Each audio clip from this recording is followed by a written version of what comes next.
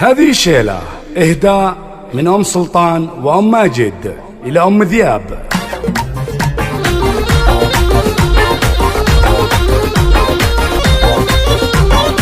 زاني لي بدع القوافي ولا مثالي، زاني لي بدع القوافي ولا مثالي، وبالمدايح جيت اسطر معاني وامدح اللي صيته وقدرها عالي. خزنة ام ذياب مهره سنافي حرمه ولكن عن 2000 رجالي، ولفزعت فزعتها غير عادية، لفزعت فزعتها غير عادية. يا عسى يفدونها عيال الانذالي، بنت شيخ اللي اعتزى ينطح الهي. هذه ام ذياب والحاقين قالي، شيخة بين العرب نارها حي. شامخة بالطيب مع زين الافعال، وبالاخلاق وهيبه وقوه شخصيه، وبالاخلاق وهيبه وقوه شخصيه، وبالمواقف ترخص الحال والمال. نفتخر هلا الامور الضروريه، خزنها الشيخه ونرفع لها عقالي، وتستحق المدح بجمال قوافيه. زاني لي بدع القوافي والامثالي، وبالمدايح جيت اسطر معانيه،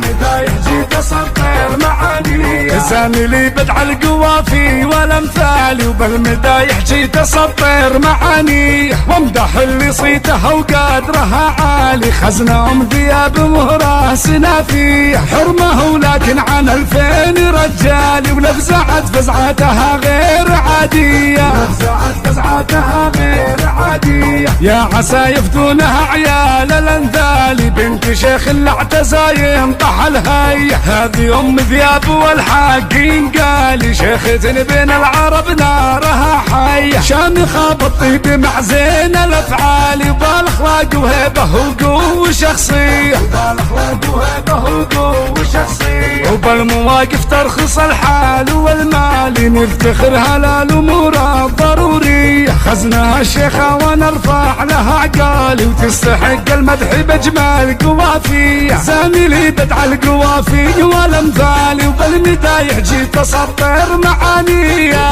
بالمدايح جيت اسطر معانيه. زاني لي بدع القوافي والامثالي، وبالمدايح جيت اسطر معانيه وامدح اللي صيته وقدرها عالي. خزنة ام ذياب مهره سنافي حرمه ولكن عن 2000 رجالي، ولفزعت فزعتها غير عادية، لفزعت فزعتها غير عادية. يا عسى يفدونها عيال الانذالي، بنت شيخ اللي اعتزى ينطح الهي. هذه ام ذياب والحاقين قالي، شيخة بين العرب نارها حي. شامخة بالطيب مع زين الافعال، وبالاخلاق وهيبه وقوه شخصيه، وبالاخلاق وهيبه وقوه شخصيه، وبالمواقف ترخص الحال والمال. نفتخر هلا الامور الضروريه، خزنها الشيخه ونرفع لها عقالي، وتستحق المدح بجمال قوافيه. زاني لي بدع القوافي والامثالي، وبالمدايح جيت اسطر معانيه.